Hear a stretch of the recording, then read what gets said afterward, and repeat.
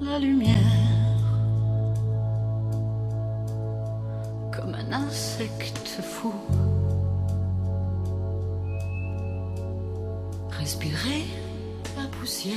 Bien que vous qui avez fait du latin, ça signifie tout simplement et la lumière fut. Voilà. Alors les journées sont courtes en ce moment. Le solstice d'hiver, c'est quand? C'est bientôt, c'est pas le 21 dizaine, décembre, ouais, par là, ouais, 20-21 décembre. Donc là, on va commencer à partir du 22 à reprendre un peu des secondes supplémentaires par jour. Mais pour l'instant, on est encore en chute de lumière et on recherche vraiment la lumière. Alors aujourd'hui, la lumière, c'est un rayon important, en rayon bricolage. Il cartonne en termes de chiffre d'affaires depuis une dizaine d'années parce qu'aujourd'hui, la lumière, ça ne sert presque plus à éclairer, ça sert aussi à décorer. Regardez, ça, c'est la grande tendance aujourd'hui. Ce sont, bien sûr, la lampe est toute nue. On a oublié les abat-jours, on a oublié les lampadaires. La lampe est un élément de décoration à part entière. C'est plus de l'incandescent, c'est de la LED. Ce sont des filaments en LED. Là, donc, les oranges, là? Oui, c'est des filaments en LED. Donc, ça éclaire comme l'incandescence en consommant 70% en moins d'énergie. Mais en ça plus, fait une lumière très crue, non? Non, ça fait une lumière, on voit, ça n'éblouit pas, mais ça fait une lumière très diffuse. Ah bon? Un peu blanche en général, ou plus ou moins teintée. Si vous choisissez des ampoules, il y a des ampoules teintées, etc. Mais on ne s'arrête pas là. Aujourd'hui, on choisit aussi les éléments de décor. Là, on réédite de la porcelaine. On a aussi des éléments de décor comme des câbles. Mais il y avait ça chez votre grand-mère. Eh bien oui, mais ça, c'est grande tendance. Et on choisit aussi la couleur du câble. Donc, c'est tout en kit.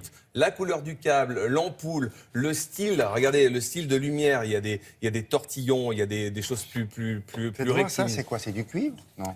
C'est une réédition cuivre, ouais, c'est cuivre. Voilà, c'est très bien. Il y a cuivre, il y a argent, il y a or, il y a blanc, il y a rouge. Enfin, il y a toutes sortes de couleurs. Donc ça, c'est vraiment la grande tendance. Ce sont ce genre d'ampoules, mais c'est de la LED, c'est plus l'incandescence, évidemment. Donc, consommation et puis durée de vie, plus de 10 ans. Hein. Et alors, du coup, ça coûte beaucoup plus cher? Non. Ça coûte un peu plus cher que la lampe. Ben oui, mais ça dure plus longtemps. Oui, mais ça consomme moins. Mais il est bête. Ça consomme... déjà, il n'a pas compris ça. Déjà, c'est un élément de déco, donc c'est déjà un peu plus cher. Yes, mais moi, je vous propose aujourd'hui encore quelque chose de mieux. On va appliquer des ciels de plafond. Alors, c'est quoi des ciels de plafond? On va faire quelque chose d'étal, d'assez plat, qui va reprendre la lumière du jour. Les ciels de plafond, c'est presque de la luminothérapie, comme un soleil en plein midi. Donc, c'est-à-dire que ça va nous donner de la pêche, donner de l'envie. Et ces ciels de plafond, c'est fait avec ce genre de toile. Les toiles en polyester, là, c'est un ciel de plafond version nuit. Une fois éclairé, ça donne une ambiance un peu nocturne, mais vous avez aussi des ambiances diurnes. 350 possibilités de s'évader dans un plafond, dans des zones plutôt sombres. Vous avez essayé le miroir? Non. Non. Mais on peut faire les deux. Alors, comment ça se pose? Vous allez voir, c'est très simple. Les plafonds lumineux sont de véritables illusions d'optique ultra réalistes. Des images haute définition sont éclairées uniformément par une lumière proche de celle du jour. Vous avez un tissu qui est rétroéclairé grâce à des LED qui imitent la lumière du jour et qui relaxent l'utilisateur. Cette technologie permet à la fois un éclairage uniforme, peu de dégagement de chaleur, mais aussi une consommation très faible en énergie, environ 22 watts par mètre carré. Les LED, c'est surtout 20 ans de durée de vie pour une utilisation quotidienne de 7 heures. Donc c'est vraiment un outil pratique, c'est ce qu'il y a de moins cher sur le marché. L'installation est simple pour 1 mètre carré. Au-delà, faites appel à un électricien professionnel. Quel est le but d'un ciel de plafond? Le but de ce concept, c'est d'amener la nature dans les intérieurs. Ça s'adresse à tout type de personnes, tout type de pièces, notamment les salles de bain, les cuisines et les salons, les chambres naturellement.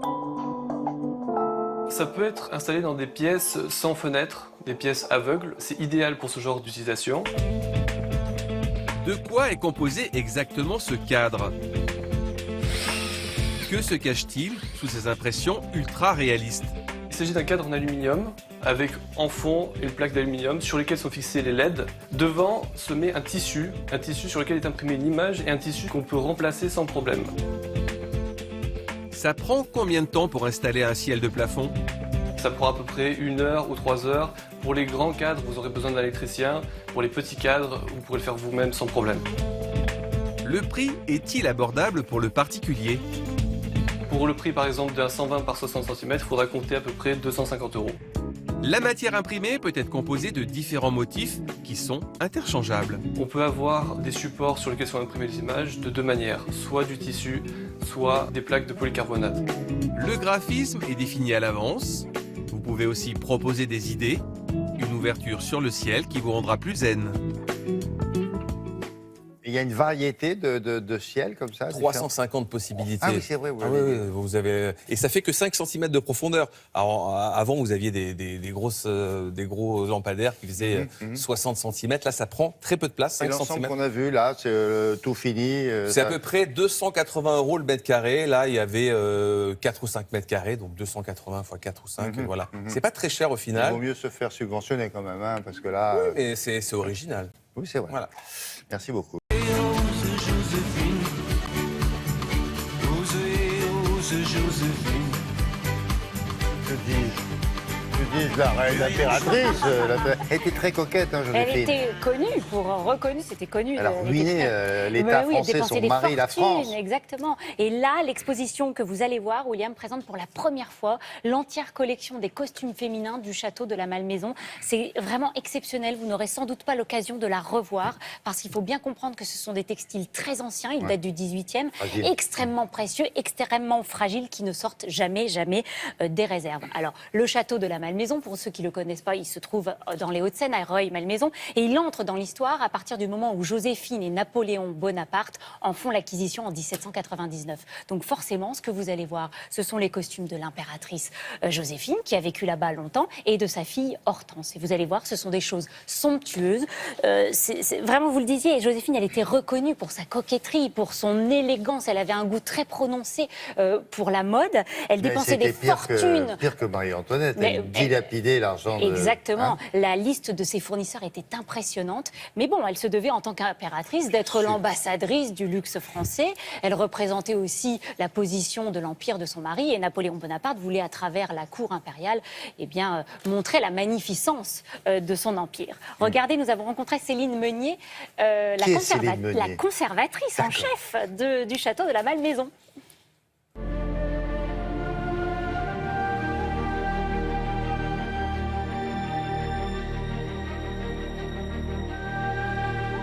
Ici, nous sommes dans le château de Malmaison, qui a été la résidence dite de campagne de Napoléon Bonaparte et de sa femme Joséphine, au tout début du Premier Empire. Et au dernier étage, il y a ce qu'on appelle la salle des atours, avec tous les placards qui servaient à ranger les vêtements et les accessoires de l'impératrice Joséphine.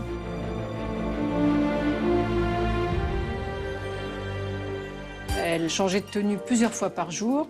Le matin, une robe peut-être un peu plus simple, comme cette petite robe en mousseline blanche brodée blanc, dont le fond est de couleur, qui devait être portée dans l'intimité de ses appartements. L'après-midi, une tenue pour recevoir chez elle. Et pour assister à des grandes réceptions, là, elle revêtait ses extraordinaires robes de tulle brodées d'or ou brodées d'argent. Parmi les pièces les plus impressionnantes, il y a une magnifique robe de cour avec sa traîne. Cette robe nous surprend par sa petite taille. On sait que l'impératrice Joséphine mesurait à peu près 1,63 m, qu'elle était très mince. Si vous regardez les poignets de la robe, c'est extrêmement étroit. Elle est extrêmement fragile puisque c'est des petits fils qui ont été passés en zigzag à l'intérieur du tulle.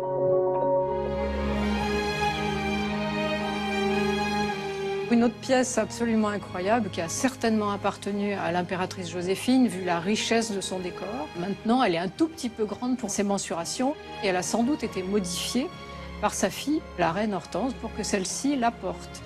Et ce qui est tout à fait étonnant, c'est ce tulle sur lequel ont été brodées des fines lames d'or pour faire des motifs floraux et qui est d'une fragilité extrême.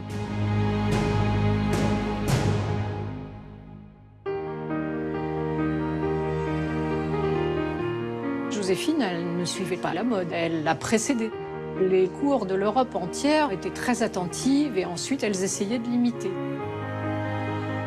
Ces manteaux de cour donnent une idée de ce que pouvait être une représentation lors d'une réception à la cour.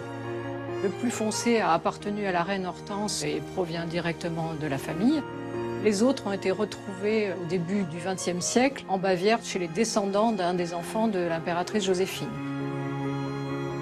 Le manteau de couleur argent est tout à fait époustouflant parce que si on s'approche, on se rend compte qu'il y a des pièces rapportées en relief, des cornes d'abondance, des fleurs qui se tiennent dressées au-dessus du tissu. C'est une technique très très rare, on n'en connaît pas d'autres.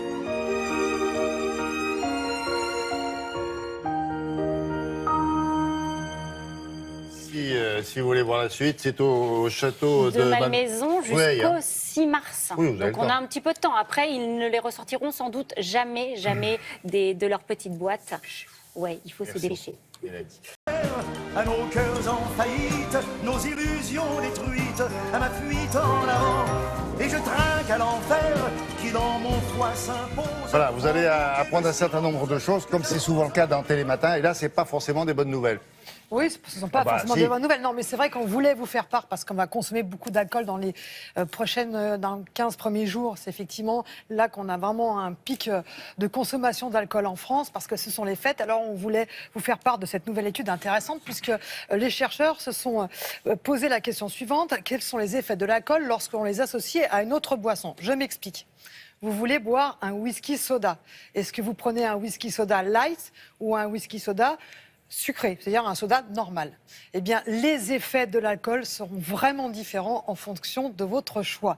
Si vous choisissez un soda light pour boire votre whisky, eh bien, les effets de l'alcool sont vraiment majorés. Vous aurez un taux d'alcoolémie qui va grimper beaucoup plus vite et vous allez avoir des effets d'ébriété aussi majorés. En revanche, si votre soda est sucré, vous sentirez moins monter le taux d'alcool et vous serez moins sensible à cette ébriété. Même chose pour les bulles.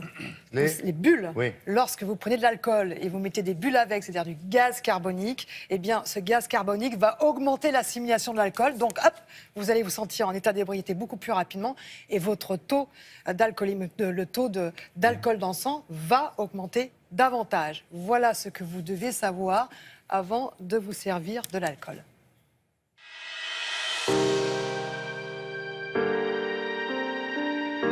Lorsque l'organisme a plusieurs substances à absorber en même temps, par exemple l'alcool et des aliments, eh bien l'absorption de chacune de ces substances est modifiée par celle de l'autre.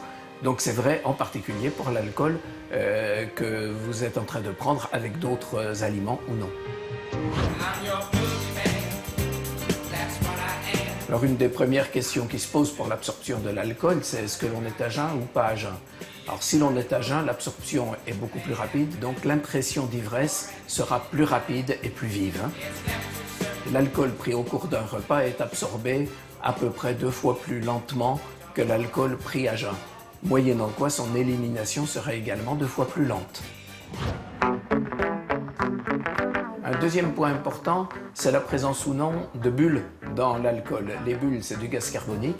Le gaz carbonique, ça provoque une augmentation de la circulation dans les parois digestives et l'alcool est absorbé beaucoup plus rapidement en présence de gaz carbonique. Le gaz carbonique, ce sont par exemple les eaux gazeuses, ce sont toutes ces boissons à bulles qui accélèrent la pénétration de l'alcool dans le sang et par là sa répartition dans l'ensemble de l'organisme. Un autre point important, c'est celui du taux de sucre dans le sang au moment de la prise d'alcool. Lorsqu'il est insuffisant, ce que l'on appelle l'hypoglycémie, renforce les effets de l'alcool.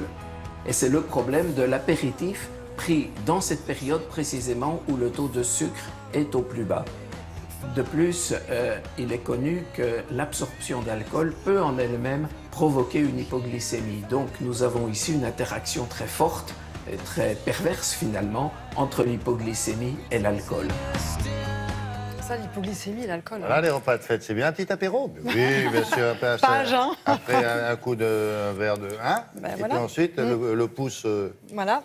Bonne chance. Le Dijon, Que du sucre, tout ça. que du sucre. Faut faire Bon, attention allez. aux calories. Bon bas calories, l'alcool. Oui, merci, mesdames.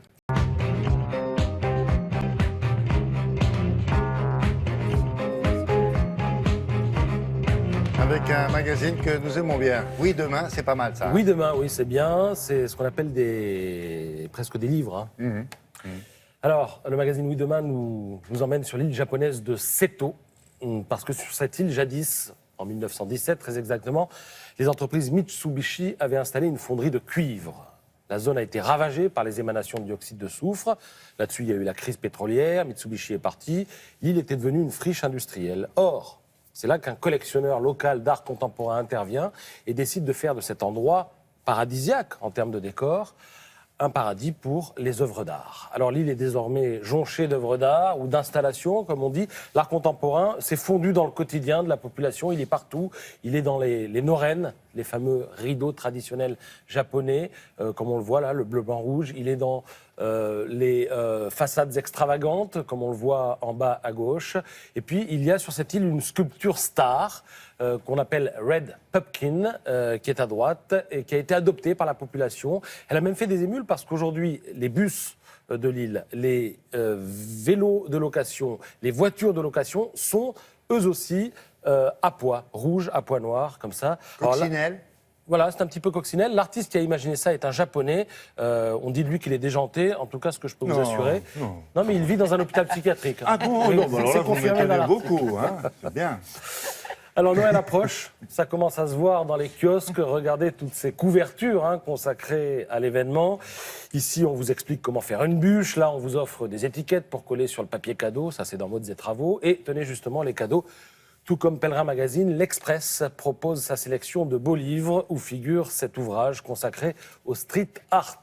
Alors on est loin, vous allez le voir, du graffiti qui massacre les murs des villes. Les artistes de street art inventent des pratiques non invasives. Ils jouent avec les matériaux originaux. Regardez la boule à craie, mais aussi regardez la lumière. Ce funambule, par exemple, n'est à l'œuvre en quelque sorte que à certaines heures de la journée, et encore en fonction de l'ensoleillement. Et puis parfois, les street artistes ont recours à des matériaux totalement démodés, un peu ringards, un peu passés de mode, mais ça donne ça quand on utilise par exemple le tricot ou la broderie. Si, c'est bien ça. Pas mal. Ouais. Alors, autre livre qui, pour les amateurs de sport, fait partie des incontournables, Les 100 exploits de 2016, racontés par ceux qui les ont vécus. C'est signé Gérard Chalère, qui fut l'une des plumes de l'équipe, et c'est chez Hugo Sport. Alors, Teddy Riner s'imposait en couverture, mais le voilà le 12 août, regardez, juste après sa victoire en finale olympique. Le petit détail sur le crâne, la marque du bisou. Vous voyez le rouge à lèvres? C'est maman qui le fait là, ouais. Et oui. Là, c'est sa famille, là, c'est quand il va les... Bien sûr, quand il va les voir. Quand il va les voir. Deux moments forts sur la planète football. L'hommage rendu en mars à Johan Cruyff, c'est sur la droite. Nous sommes à Barcelone, mais le public s'est paré de orange, parce qu'il est néerlandais, pour cette minute de silence observée à la 14e minute du match, parce que Cruyff a porté toute sa carrière le numéro 14. Et puis à gauche, Zidane, entraîneur, et sacré en tant qu'entraîneur, vainqueur de la Ligue des Champions. Dans ce livre également, vous croiserez Mohamed Ali, qui nous a quittés en juin dernier. Il ne prenait pas de gants quand il les mettait.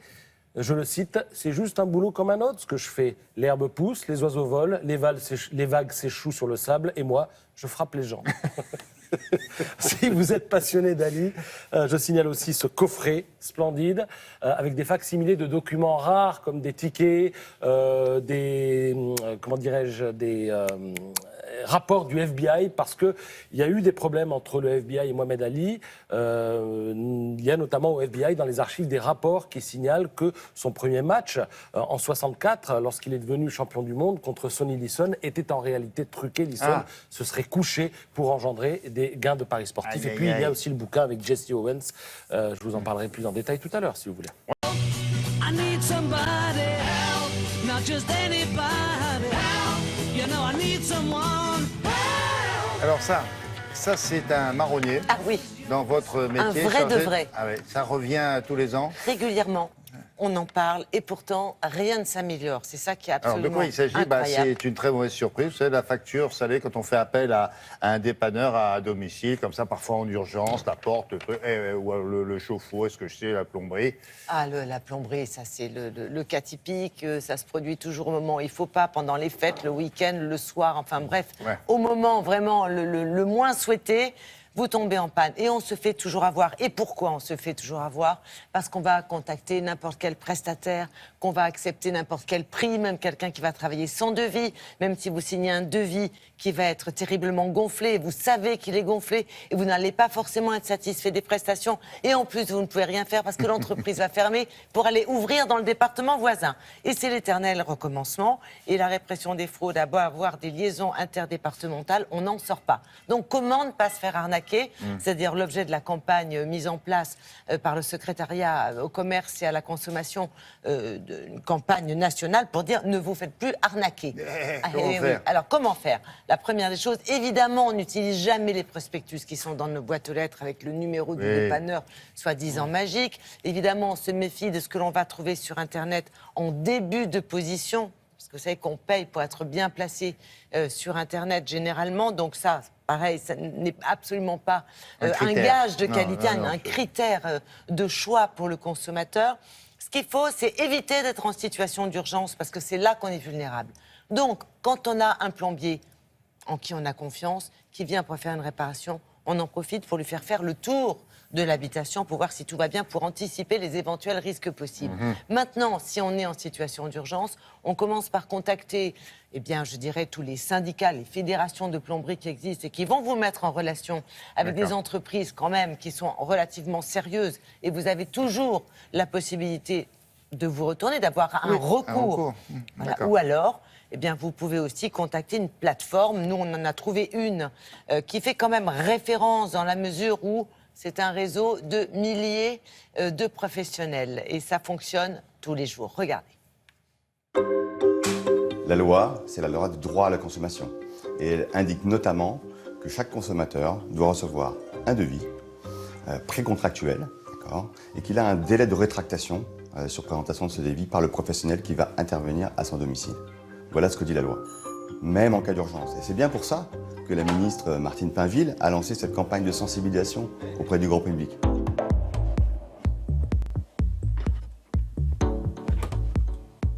Quatre conseils de bon sens. Le premier, c'est faire appel à de vrais professionnels qui appartiennent à un réseau agréé ou qui sont dans une fédération professionnelle. Deuxième conseil, toujours demander le prix. Même en cas d'urgence, demander un devis, demander le prix à l'avance. Troisième conseil, ne pas se fier aux petites publicités dans les boîtes aux lettres ou aux listes des moteurs de recherche sur Internet. Faire appel à un vrai professionnel. Quatrième conseil, ne faites faire que la réparation nécessaire à l'urgence et prenez le temps ensuite, peut-être avec le professionnel qui vient vous voir, de regarder l'ensemble de votre installation et de faire les réparations nécessaires après, à tête reposée, sur un devis. Je me suis aperçue que j'avais une fuite dans le placard sous l'évier. Je ne sais pas du tout d'où ça vient. Les 3000 professionnels agréés de notre réseau, plombiers, électriciens, chauffagistes, sont sélectionnés avec soin. On vérifie leurs compétences, leurs certifications. Ensuite, nous les formons au sein de notre réseau à l'intervention chez nos clients, à la relation client, en cas de dépannage. Et puis ensuite, nous mesurons la qualité de service au travers d'audits et d'enquêtes de satisfaction client. Nous en faisons plus de 40 000 par an. On peut contacter nos professionnels 7 jours sur 7, de 8h à 21h, sur simple appel téléphonique ou au travers de notre plateforme Internet. L'intervention d'aujourd'hui, qui consiste à réparer une fuite d'eau, va coûter 170 €. Elle inclut le déplacement, les pièces et la main-d'œuvre. Oui, la fédération des plombiers, moi j'ai pas le numéro. Ça se trouve sur Internet Ah très facilement. Tous les Fédération de la syndicats, plomberie, fédérations, vous les appelez, ils vont vous donner des listes d'entreprises sérieuses. Des dépanneurs agréés par qui? Absolument, agréés par ces fédérations, où il y a des adhérents, c'est un métier sérieux. Bon. Et normalement, on s'est tous fait déjà avoir une fois. Oui. Quand on a un bon plombier, on le garde. Bien. Ça c'est Faites-en super un ami. important. Oui, absolument. Franchement. Épouser un plombier. Pourquoi pas? Bien sûr. Ou un électricien. Un plombier. Ou un électricien. Merci beaucoup.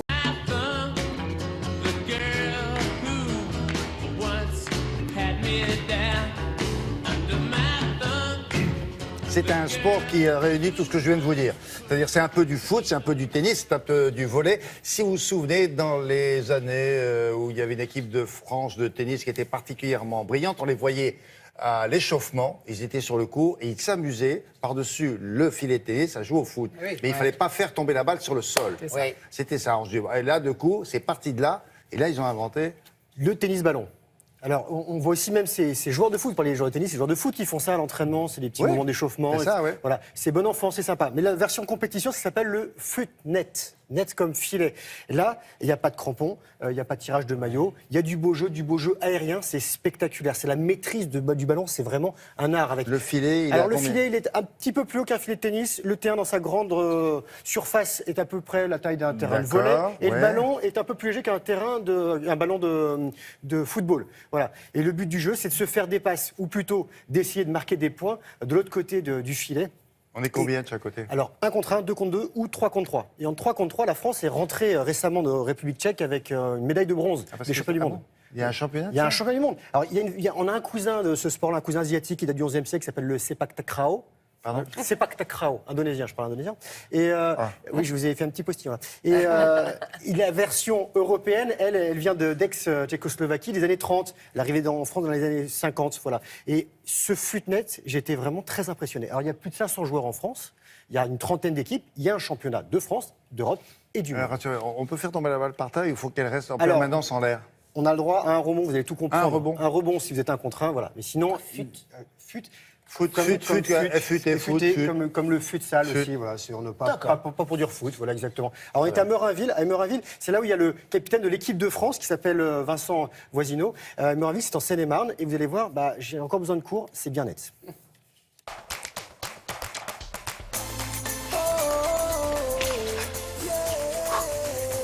Je suis prêt. Ça va pas du tout, Grégoire. C'est pas du tennis-ballon? Eh si, mais c'est pas avec la raquette ni avec cette balle, c'est avec ça. Ok. Le footnet, c'est l'association de 3 sports. C'est la technique du football, l'effort du tennis et enfin la philosophie de jeu du volleyball. Le principe de base est de s'échanger un ballon de part et d'autre du filet. Il y a le simple, 1 contre 1, le double et le triple. Le filet est à 1,10 m de hauteur. On engage comment? Pour servir, il faut envoyer la balle de l'autre côté du terrain, en diagonale. Ça, c'est pour le simple? Pour le simple. Et en double et en triple? C'est dans les 2 carrés de service. Et un service qu'on voit un tout petit peu, ça donne quoi? Ça ressemble à ça. Pour le simple et le double, on va utiliser les 4 carrés du terrain de tennis. Pour le triple, on va utiliser le terrain de volleyball, qui fait de longueur 18 mètres et de largeur 9 mètres. Pour réceptionner, il faut que le ballon rebondisse sur ta poitrine afin que tu puisses avancer dans le terrain. Et derrière, tu renvoies du plat du pied. Ok. Et ce n'est pas le plat du pied, et c'est pas dans le terrain. Exactement. Le ballon de footnet est un ballon plus léger que le ballon de football, mais il lui ressemble de par sa taille. Nous pourrons jouer avec toutes les parties du corps, sauf les bras et les mains. Pour le simple, on va avoir un rebond au sol et 2 touches de balle. Pour le double et triple, on va avoir un rebond au sol. En revanche, on va avoir 3 touches de balle. Mais un joueur n'a pas le droit de toucher la balle 2 fois de suite. Nous n'avons pas le droit de toucher au filet. Nous avons le droit de passer notre jambe de l'autre côté pour aller contrer. Le ballon, lui, a le droit de toucher le filet. En double et en triple, pour le geste de passe, le but est de s'avancer dans notre terrain le plus proche possible du filet. Tu vas placer le ballon proche du filet et moi je tire. Exactement. Et je le mets où le ballon? Tu le mets soit juste derrière le filet en faisant un amorti, soit fort derrière. Ok, allez. Une balle est perdue lorsqu'elle sort des limites du terrain, lorsqu'une équipe touche plus de 3 fois la balle dans son camp, lorsque le ballon ne passe pas le filet, ou lorsque le ballon est pris ou est touché par le bras ou par les mains. Chaque ballon perdu rapporte un point à l'adversaire. Ça se joue en 2 sets gagnants de 11 points. Si c'est un match accroché, il peut durer à peu près 40 minutes. Tu m'as dit que c'était spectaculaire le footnet. Regarde ça, Gabin.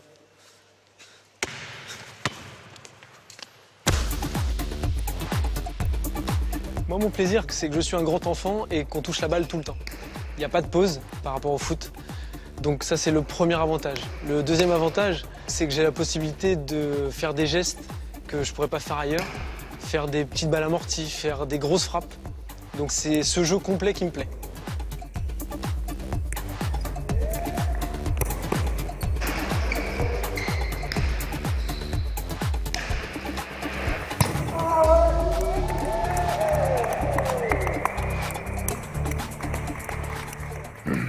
Non, le vrai problème, et vous l'avez remarqué d'ailleurs, c'est quand on fait la taille du filet. J'allais vous le dire.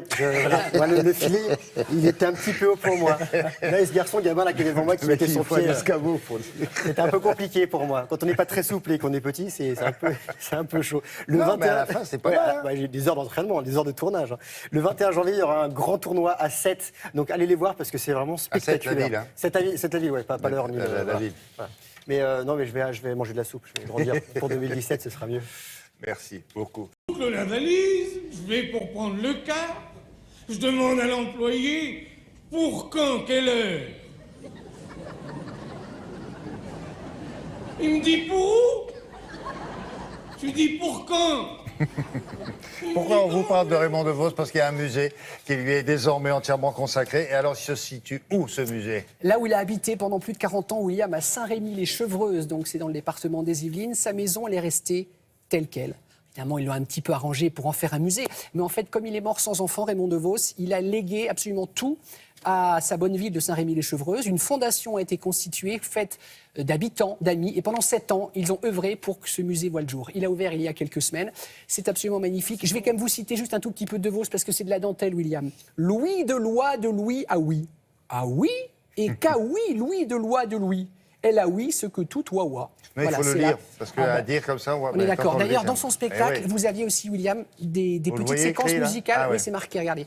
Il y avait des petits intermèdes musicaux parce que, comme le confiait son pianiste et accompagnateur qui va parler dans le reportage, il fallait que les gens se reposent un peu parce que si vous aviez 1h30 de DeVos, vous aviez la tête qui explose tellement c'était riche, c'était beau, Et alors l'endroit, mais c'est une réussite absolue. Si vous aimiez DeVos, vous allez être dans sa maison avec ce qu'il voyait, avec ses objets. C'est d'une émotion absolue. Regardez, nous avons fait la visite pour vous.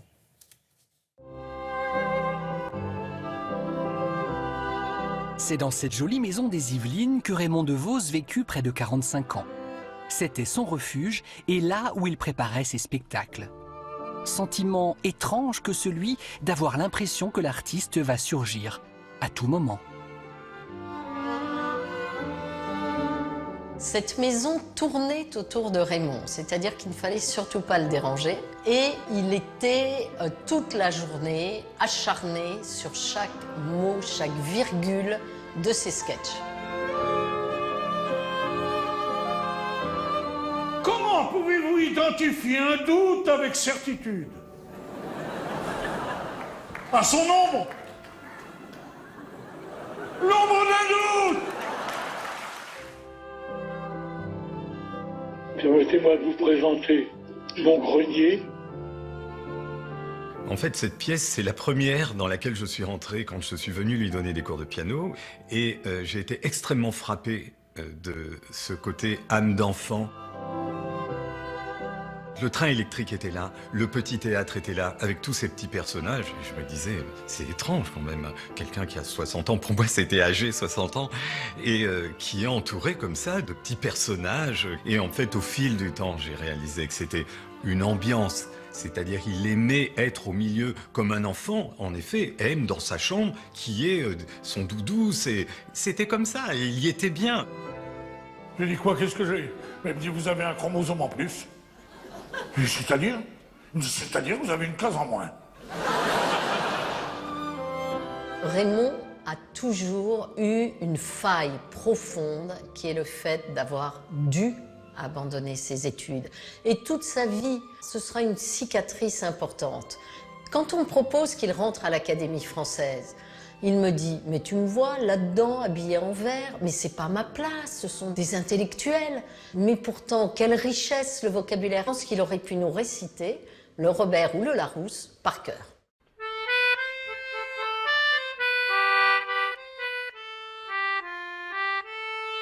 Mesdames, Messieurs, on va faire une grande émission de télévision sur moi. Une émission posthume. Ils m'ont dit « Il faut penser à l'après-vous ». Ils m'ont dit, l'après-vous, c'est pour quand, d'après vous? J'ai dit, d'après moi, c'est le plus tard possible. Ils m'ont dit, c'est trop tard, il faut la faire maintenant. Raymond avait peur de la mort. Il ne voulait pas en entendre parler. Pourtant, dans ses sketchs, il se référait quelquefois à Dieu, mais était-il croyant? Ça restera un grand mystère. Ici, c'était sa chambre. C'est là qu'il est mort, le 15 juin 2006.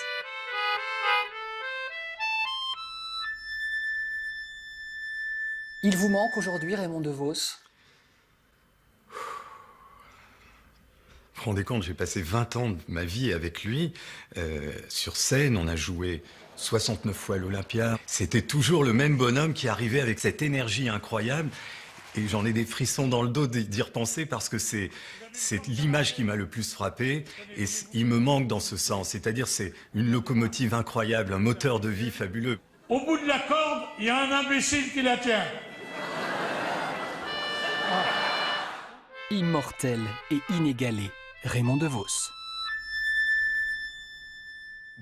Et il avait des fans dans la nouvelle génération. Danny Boone en est un. Évidemment, Danny a visité évidemment ce musée puisqu'il avait connu évidemment la maison du temps de Raymond DeVos, il allait voir. Donc vous avez compris, Saint-Rémy-les-Chevreux, c'est impératif, c'est une merveille, c'est en région parisienne dans les Yvelines. L'intégrale William, CD et DVD, 9 CD, 4 DVD de Raymond DeVos, ça s'intitule. Ça vient de sortir, c'est l'actu. Des mots pour le rire, des mots pour le rire. Et puis au Cherche Midi, William, vous avez du DeVos pour les enfants, du DeVos pour les parents. Je crois qu'il n'y a rien de tel qu'un gamin qui lit du DeVos à 7-8 ans. Donc ils ont adapté les phrases les plus accessibles pour les enfants. C'était au Cherche Midi, vraiment, c'est l'année DeVos, donc les 10 ans de sa disparition, 2016. Merci Damien. Madame, monsieur, bonjour, c'est le Télématin du samedi, bienvenue chez nous. Et en ce week-end hivernal, Marie-Dominique Perrin. Alors, Marie-Dominique Perrin, qui a inventé quasiment le concept de la maison d'hôte, vous propose maison d'hôte ou petit hôtel dans des villes. Quand on arrive en ville, tout le monde change de trottoir. On n'a pas l'air viril, mais on fait peur à voir. Évidemment, certains d'entre vous seraient tentés de dire oui, la ville, dans Paris, il y en a beaucoup, des maisons. Non, non, pas Paris, autre chose. Des villes de province, des petites, des grandes, des moyennes. Exactement. Et on commence par laquelle? Alors on commence par Bordeaux, figurez-vous, qui vient d'être élue destination la plus attractive pour 2017 déjà. Par le leader mondial des guides de voyage, Lonely Planet. Alors c'est vraiment une référence en la matière. Alors je peux vous dire que vous pouvez aller à Bordeaux, il y a plein de petits hôtels ou de petites chambres d'hôtes. Par exemple, la Maison du Lierre, elle est à 2 pas des Quinconces. Les Quinconces, c'est le cœur même de Bordeaux. Ouais. C'est un petit hôtel de moins de 20 chambres qui est l'esprit maison d'hôte. Et le couple qui la tient, il mélange un petit peu en fonction des saisons son décor. Voilà. Pas très loin de là, au cœur des Landes. Donc on n'est pas loin de Bordeaux, à Mont-de-Marsan, c'est la Villa Mirasol, un petit hôtel de 7 chambres. Là, on est carrément dans une maison d'hôte pratiquement, qui vibre, bien sûr, comme son nom l'indique, au rythme du soleil en toute saison. C'est à la fois arty et très gourmand. Et enfin, on va aller dans l'Oise, à Compiègne. Alors Compiègne, on le connaît pour sa forêt, son palais impérial de toute beauté. On peut y dormir aussi tout à côté. Moi, je vous propose la parenthèse du Rond Royal, au bout d'une allée cavalière. C'est tous les bonheurs pour un petit week-end. Pour les gens qui habitent Paris, par exemple, c'est tout à côté. Voilà. Allez, en route. À Bordeaux, à 2 pas des Quinconces, la Maison du Lierre est un peu bohème, un peu cabanon de mer. Isabelle, mon épouse originaire de Bordeaux, et moi originaire de l'Est de la France, nous avons eu un projet professionnel commun de reconversion. Elle en tant qu'ancienne décoratrice et moi ancien joueur de foot. On s'est décidé du jour au lendemain de revenir sur Bordeaux, de vivre sur Bordeaux. Et on s'est posé la question à l'envers, que faire à Bordeaux? Donc vu l'évolution de la ville, et on s'est lancé dans l'hôtellerie. Et on est tombé amoureux de cet hôtel particulier du XVIIIe siècle. Et on a été aussi sous le charme de ce patio qui, au centre-ville, est un havre de paix. Nous avons la chance de posséder un escalier exceptionnel qui est classé par les Bâtiments de France. En toute saison, l'escalier est habillé. Isabelle adore mélanger la nature et les accessoires. Sa décoration évolue au fil des saisons. Isabelle a une passion pour les envols et pour les chapeaux. Ses décors suivent ses humeurs et ses coups de cœur. On voulait vraiment être atypique. On a voulu que les gens se sentent bien, qu'il n'y ait pas une frontière entre les propriétaires, entre nos employés et nos clients.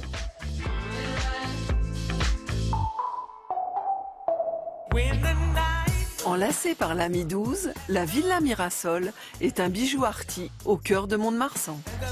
Cette maison a été construite par un très jeune architecte, il avait 30 ans, qui s'appelait Léonce Léglise, en 1912. Le commanditaire de cette maison était le minotier qui avait la minoterie juste de l'autre côté de la rivière et qui était également un jeune homme de 27 ans. Il y avait le côté très moderne de toute cette époque. Il y avait l'électricité, il y avait le chauffage central. C'était une maison très ouverte sur l'extérieur et très dessinée. Cette maison était vraiment une maison bourgeoise faite pour les réceptions avec un très grand hall majestueux qui accueille le visiteur et qui est là pour l'impressionner. En réponse au magnifique vitrail de Léon Delmas, l'architecte a eu une idée lumineuse. Notre architecte a eu l'idée de faire ce soleil qui fait référence au nom de la maison, Mirasol. Nous avons cultivé le côté arty dans les différentes chambres avec les éléments de l'époque de la construction, mais également tout ce qui aurait pu traverser le temps, à l'exemple d'une famille qui vit dans la même maison depuis plusieurs générations. Charlie, la mascotte de l'hôtel, fait aussi partie de la famille. Affectueux comme pas deux. Retour aux sources pour une enfant de Compiègne. La maison date de fin 18e, début 19e. C'est une maison qui m'a fait rêver depuis que je suis revenue sur Compiègne, que je souhaitais avoir de tout mon cœur et qui, par je ne sais quel miracle, était à vendre au moment où je cherchais une maison. Nous habitons, nous, dans la maison principale et nos hôtes peuvent occuper les 3 chambres qui se trouvent dans notre dépendance, dont une qui se trouve au rez-de-chaussée avec une vue sur le jardin, où la précédente propriétaire avait installé son atelier de peinture. C'est d'ailleurs pour ça que nous l'avons appelé l'atelier. À l'étage, la chambre naturelle s'éveille au chant des oiseaux. On est fan avec mon époux de récup. On transforme des vieux objets et on essaie de les intégrer entre le neuf et l'ancien. Par exemple, dans l'atelier, vous avez un piano qui est en fait le meuble vasque. Et nous avons également récupéré dans de vieux hangars des espèces de gros globes industriels que nous avons placés dans cette chambre. À 2 pas du palais impérial, la parenthèse du rond royal jouit d'une situation idéale. Qu'est-ce que c'est que ce piano? Eh bien, elle a transformé un vieux piano, elle a mis une vasque transparente, ça fait office de lavabo dans la salle de bain. Comme quoi c'est qu'un lavabo, il joue pas le piano. Non, enfin je sais pas, peut-être la musique de l'eau. Ah oui, d'accord. Voilà, 3 adresses. Si vous voulez avoir le détail de tout cela, on regarde ça sur le site de Télématin. Vous vouliez ajouter quelque chose? Non, tout est là sur le site internet et c'est pas des prix élevés du tout. C'est-à-dire la fourchette, 115, 120. D'accord, en moyenne. Voilà, oui. Merci beaucoup.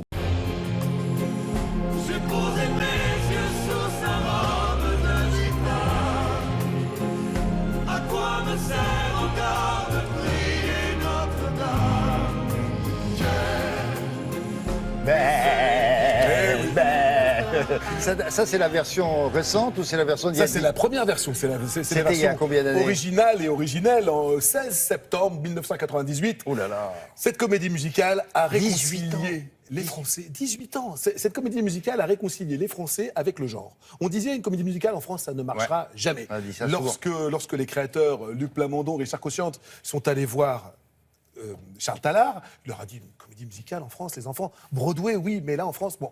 Et Richard Cochiante s'est mis au piano. Luc Plamondon a pris ses textes, ils lui ont donné l'aubade dans le bureau de Charles Tallard et de Victor Bosch, les 2 producteurs qui étaient là à l'origine. Ils leur ont chanté toutes les chansons en jouant tous les rôles. Et à la fin, il leur a dit on y va. Il a loué pendant 3 mois le Palais des Congrès à Paris, la grande salle du Palais des Congrès, 4000 personnes. On lui dit vous êtes complètement fou. Et ça a duré 18 ans. Ils ont fait le monde entier.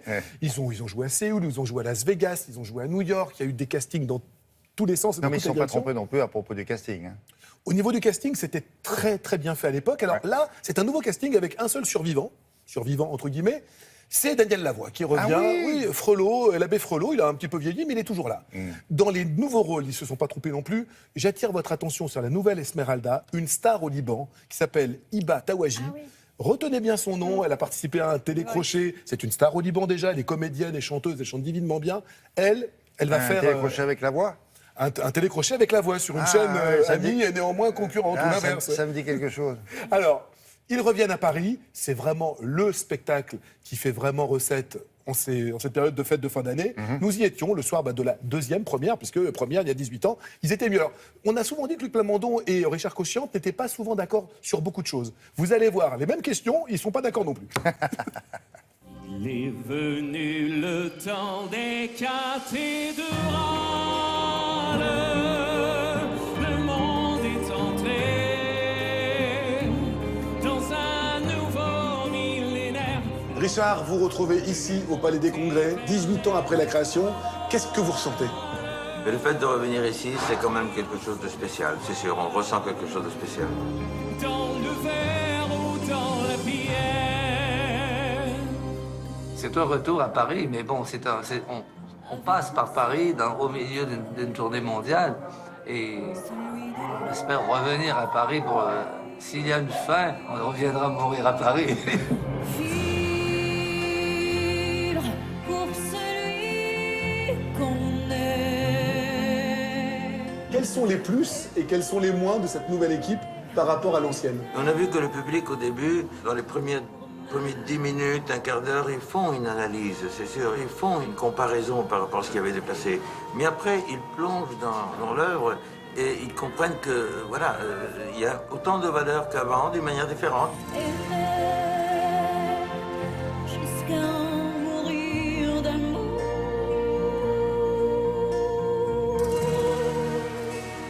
Le secret de la longévité, c'est qu'il y ait des chansons qui ont été adoptées par le public. Et à ce moment-là, ça peut durer toujours. Hein. Qu'est-ce qui rend cette œuvre, aujourd'hui, encore actuelle? C'est une histoire d'amour, c'est une histoire de passion, mais c'est une histoire d'immigrés.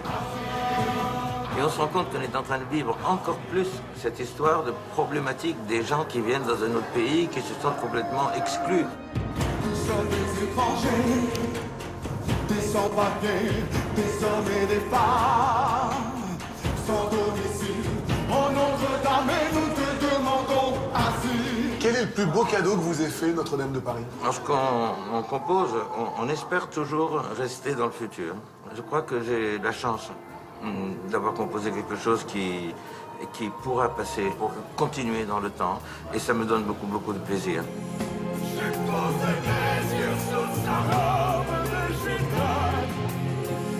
À quoi me sert encore de prier Notre-Dame? On n'écrit pas pour la postérité. Ça fait plaisir de penser qu'on va peut-être vivre encore avec nos chansons, mais bon, c'est agréable à penser. Oui, comment on va être mort, on s'en rendra pas compte. Oh Lucifer, oh laisse-moi rien qu'une fois glisser mes doigts dans les cheveux d'Esmeralda.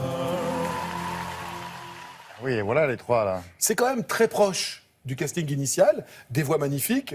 Donc le seul rescapé de cette première aventure, c'est Daniel Lavoie. Donc effectivement, l'abbé Frollo a un tout petit peu vieilli. Sinon, il y a Angelo Del Vecchio dans le rôle que tenait Garou, le rôle de Quasimodo, et Martin Giroux qui joue le rôle de Phébus, qui était au départ créé par Patrick Fiori.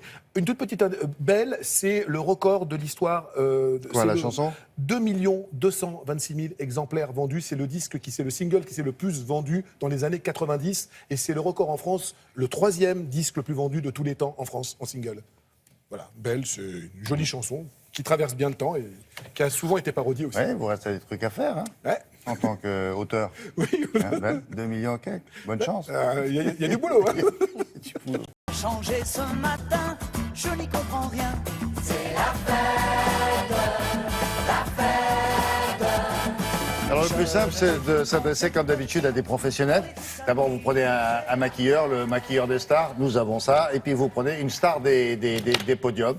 On a ça aussi. Exactement. Alors ce qui est nouveau, William, c'est que là, on part d'un parfum pour faire une ligne de maquillage. Ça ne se faisait pas et jusqu'à présent, donc on a pris l'égérie de Chalimar qui est depuis 8 ans, c'est Natalia Vodianova, magnifique russe qui a décidé finalement de créer sa ligne de maquillage avec Olivier Echaude-Maison qui est vraiment le maquilleur des stars, des reines, enfin il a maquillé toutes les plus belles femmes du monde et donc ils se sont unis tous les deux et ils ont mis au point une ligne de maquillage. Alors effectivement, il y a beaucoup de doré, il y a beaucoup de bleu parce qu'on est dans l'univers de Chalimar et c'est le côté l'Inde mystérieuse.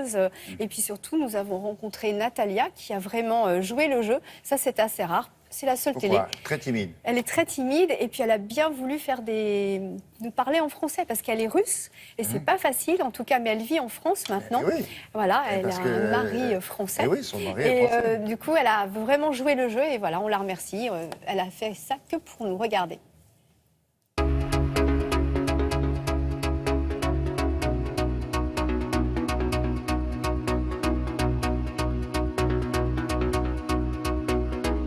J'ai toujours fait des déclinaisons de parfums et cette année, c'est vraiment la première fois où raconte une histoire autour du parfum emblématique de Guerlain. C'était important d'être évoqué par vraiment Natalia, qui est l'égérie, l'image depuis des années. C'était très intéressant de transcrire l'idée de Shalimar, c'est-à-dire un parfum très précieux, dans un maquillage très raffiné et plutôt scintillant pour les fêtes. J'ai choisi beaucoup de choses. J'ai dit que je préfère de voir côté bleu, or. Je parle pas français. Vous m'avez provoqué.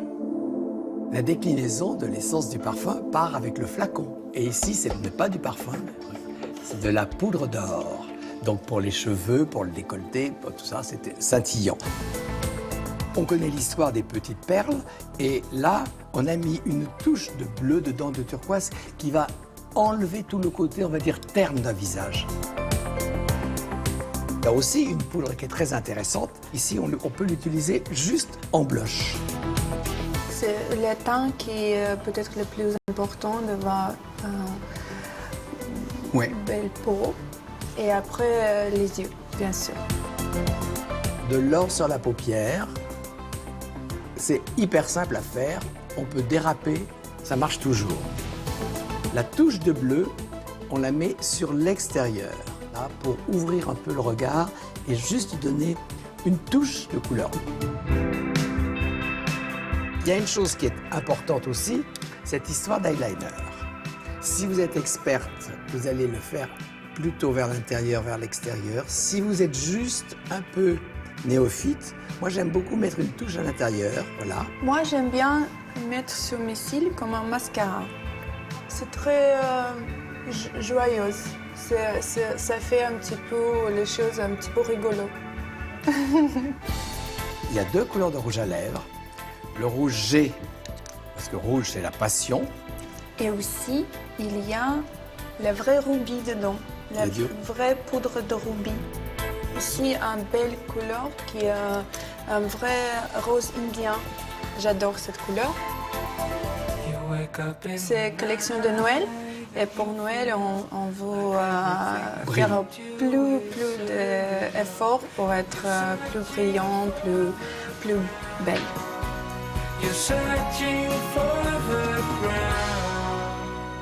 Elle est plein d'idées, vous avez vu? De l'or sur les cils. En tout cas, il y a Je crois qu'elle n'aurait même pas de maquillage, c'est bien aussi. Hein, en tout cas, voilà. Joli visage, mais en plus, elle a une belle, elle a une belle âme, William, parce qu'elle a une fondation en Russie qui s'appelle Naked Heart. Et donc, il y a une partie des bénéfices de cette ligne de maquillage qui est reversée à sa fondation qui aide les enfants défavorisés en Russie. Voilà, il faut se dépêcher parce que la poudre d'or, ça marche bien, et, ça part bien. C'est une collection assez éphémère. Dans le beau flacon, en plus. Oui, vous avez vu. Très bien. Merci beaucoup. Alors, il y a autre chose. Et on a trouvé ça sur Internet, plus exactement, je dis à du web, pour entretenir la femme.